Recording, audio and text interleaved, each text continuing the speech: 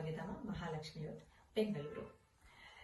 Today is the second episode of obesity. Last time ನಾವು ನೋಡಿದ್ವಿ ಬೊಜ್ಜುಗೆ ಕಾರಣ ಮತ್ತು ಏನ್ ಮಾಡಬೇಕು, ನಾವು ಯಾವ ತರ ಟ್ರೀಟ್ಮೆಂಟ್ ಅನ್ನ ಫಸ್ಟ್ ಪ್ರಿಫರ್ ಮಾಡಬೇಕು ಅಂತ. ಈಗ ಮನೆಯಲ್ಲಿ ನಾವು ಒಬಾಸಿಟಿ ಕಮ್ಮಿ ಮಾಡ್ಕೊಳ್ಳೋದಕ್ಕೆ ಏನ್ ಮಾಡಬೇಕು according to diet and exercise ಅಂತ ಹೇಳ್ತೀವಿ.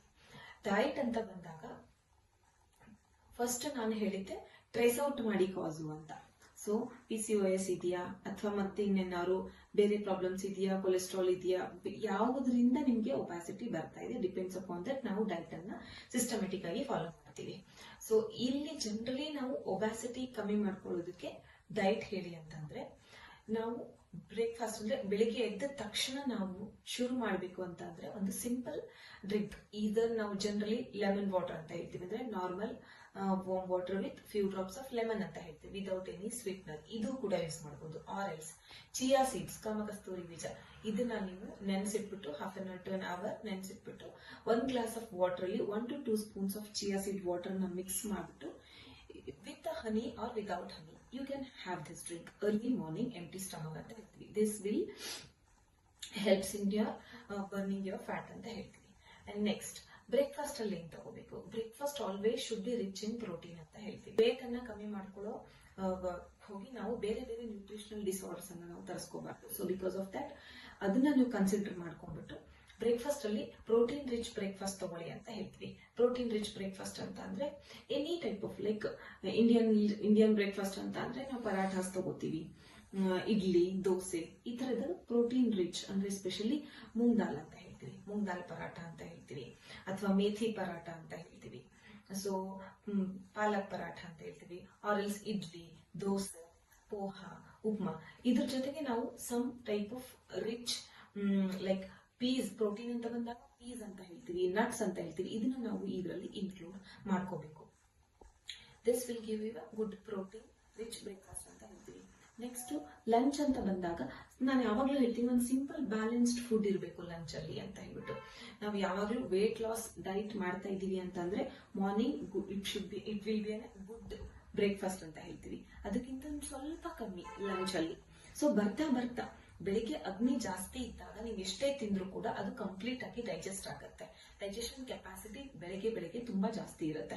ಸೊ ಮಧ್ಯಾಹ್ನ ಬಂದಾಗ ಒಂಚೂರು ಕಮ್ಮಿ ತಿನ್ಕೊಳ್ಳಿ ಅಂತ ಹೇಳ್ತೀವಿ. ಲೈಕ್ ಬ್ಯಾಲೆನ್ಸ್ಡ್ ಫುಡ್ ಇರಬೇಕು, ಇದರಲ್ಲಿ ಪ್ರೋಟೀನ್ ಇರಬೇಕು, ಫೈಬರ್ ಇರಬೇಕು ಅಂತ ಹೇಳ್ತೀವಿ. So first and foremost thing, ನಾವು ಹೆಚ್ಚು ಕಮ್ಮಿ ನೀವು ಲಂಚ್ ಅಲ್ಲಿ ಕಾರ್ಬ್ ಕೂಡ ಸ್ವಲ್ಪ ಆಡ್ ಮಾಡ್ಕೋಬಹುದು. 2 ಫುಲ್ ಕಾಸು, 1 ಕಪ್ ಆಫ್ ವೆಜಿಟೇಬಲ್ ಸಬ್ಜಿ ಅಂತ ಹೇಳ್ತೀವಿ, ಗುಡ್ 1 ಕಪ್ ಆಫ್ ವೆಜಿಟೇಬಲ್ ಸಬ್ಜಿ ಅಂಡ್ 1 ಕಪ್ ಆಫ್ ಕಂಪ್ಲೀಟ್ ದಾಲ್ ಅಂತ ಹೇಳ್ತೀವಿ. ಎನಿ ದಾಲ್, ಮೂಂಗ್ ದಾಲ್ ಆಗಿರಬಹುದು, ತುವರ್ ದಾಲ್ ಆಗಿರಬಹುದು, ಎನಿ ಟೈಪ್ ಆಫ್ ದಾಲ್.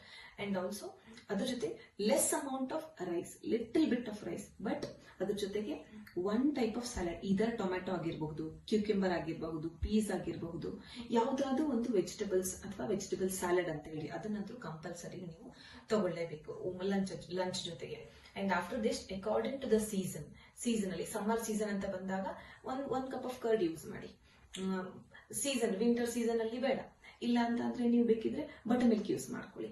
ಈ ತರ ಸೀಸನಲ್ ವೈಸ್ ಸಮ್ಮರ್ ಅಲ್ಲಿ ನೀವು ಇದು ಮಾಡ್ಕೋಬಹುದು, ವಿಂಟರ್ ಅಲ್ಲಿ ಮತ್ತು ಬೇರೆ ಈ ತರ ನೀವು ಚೇಂಜ್ ಆಫ್ ಲಂಚ್ ಅಲ್ಲಿ ಚೇಂಜಸ್ ಅನ್ನ ಮಾಡ್ಕೊಳ್ಳಿ. ನೆಕ್ಸ್ಟ್ ಸ್ನಾಕ್ಸ್ ಅಂತ ಬಂದಾಗ, ಸ್ನಾಕ್ಸ್ ನಾವು ಯೂಶಲಿ ವೇಟ್ ಲಾಸ್ ಅವ್ರಿಗೆ ಹೇಳೋದು liquid, like only clear water ಅಂತ ಹೇಳ್ತೀವಿ. ಕ್ಲಿಯರ್ ವಾಟರ್ ಡೈಟ್, ಕೋಕೋನಟ್ ವಾಟರ್ ಆಗಿರಬಹುದು, ಲೆಮನ್ ವಾಟರ್ ಆಗಿರಬಹುದು, ಆರೆಂಜ್ ಜ್ಯೂಸ್ ಆಗಿರಬಹುದು, ಲೆಮನ್ ಜ್ಯೂಸ್ ಆಗಿರಬಹುದು, ಈ ತರ ಕ್ಲಿಯರ್ ವಾಟರ್ ತಗೊಳ್ಳಿ ಅಂತ ಹೇಳ್ತೀವಿ.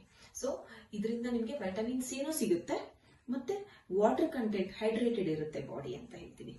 And next dinner should be very much light ಅಂತ ಹೇಳ್ತೀವಿ. ನಾನು ಯೂಶಲಿ ನಾವು ಪಾರಿಜ್ ಅಂತ ಹೇಳ್ತೀವಿ, ಪಾರಿಜ್ ತರ ನೀವು ಡೈಟ್ ಮಾಡ್ಕೊಳ್ಳಿ ಅಂತ ಹೇಳ್ತೀವಿ. ಲೈಕ್ ಗಂಜಿ ಅಂತ ಏನ್ ಹೇಳ್ತೀವಿ, ರಾಗಿ ಗಂಜಿ ಆಗಿರಬಹುದು, ಅಕ್ಕಿ ಗಂಜಿ ಆಗಿರಬಹುದು, ಜೋಳದ ಗಂಜಿ ಆಗಿರಬಹುದು, with good amount of vegetables, 1/2 cup of vegetables, ಅದರಲ್ಲಿ ಕೂಡ ನೀವು ಬಾಯ್ಲ್ಡ್ ವೆಜಿಟೇಬಲ್ಸ್ ಆಡ್ ಮಾಡಿದ್ರು ಕೂಡ it gives you complete food ಅಂತ ಹೇಳ್ತೀವಿ, ಬ್ಯಾಲೆನ್ಸ್ಡ್ ಫುಡ್ ಅಂತ ಹೇಳ್ತೀವಿ.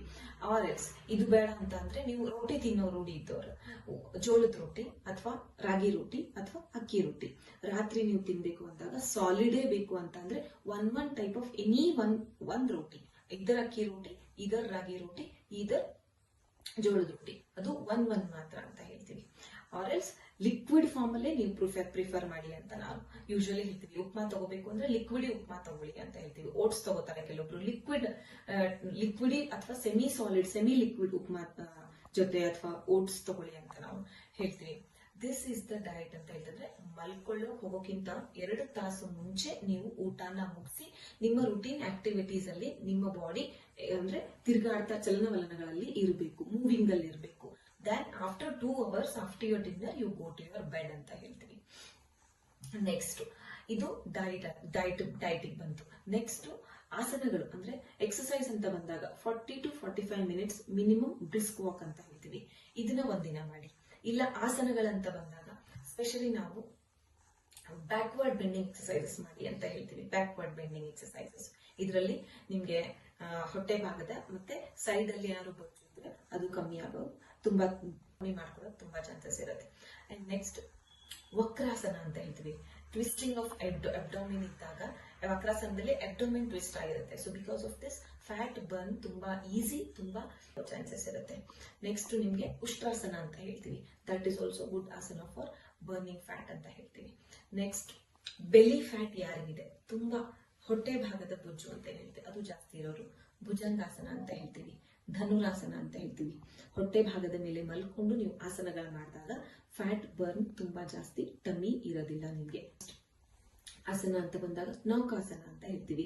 ಯಾರಿಗೆ ಬಟಕ್ಸ್ ಜಾಸ್ತಿ ಇರುತ್ತೆ, ಯಾರಿಗೆ ಬೆನ್ನಿನ ಹಿಂದಿನ ಕೆಳಗೆ ಭಾಗ ಏನ್ ಜಾಸ್ತಿ ಇರುತ್ತೆ, ಅದು ಕೂಡ ನಿಮ್ಗೆ ಈ ನೌಕಾಸನದಲ್ಲಿ ಆ ಜಾಗದಲ್ಲಿರೋ ಫ್ಯಾಟ್ ಕೂಡ ಬರ್ನ್ ಆಗೋ ಚಾನ್ಸಸ್ ತುಂಬಾ ಇರುತ್ತೆ.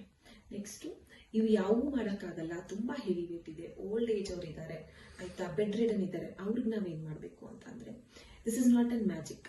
Weight loss is not a magic, ಆಯ್ತಾ. ಇದಕ್ಕೆ ನಾವು ಮುದ್ರೆಗಳು ಹೇಳ್ತೀವಿ. ಮಲ್ಕೊಂಡಲ್ಲೇ ನಮ್ಗೆ ವೇಟ್ ಲಾಸ್ ಆಗ್ಬೇಕು ಅಂದ್ರೆ ತುಂಬಾ ಡ್ರಾಸ್ಟಿಕ್ ಚೇಂಜಸ್ ಅಂತೂ ಬರೋದಿಲ್ಲ. So day by day, week by week, month by month ಸ್ವಲ್ಪ ವೇಟ್ ಅನ್ನ ರೆಡ್ಯೂಸ್ ಮಾಡಬಹುದು. ಮುದ್ರಾಗಳಂತ ಹೇಳ್ತೀವಿ. ಫಸ್ಟ್ ಅಂಡ್ ಫಾರ್ಮೋಸ್ಟ್ ಥಿಂಗ್ ನಾವು ಹೇಳೋದು ಪ್ರಾಣ ಮುದ್ರಾ ಅಂತ ಹೇಳ್ತೀವಿ.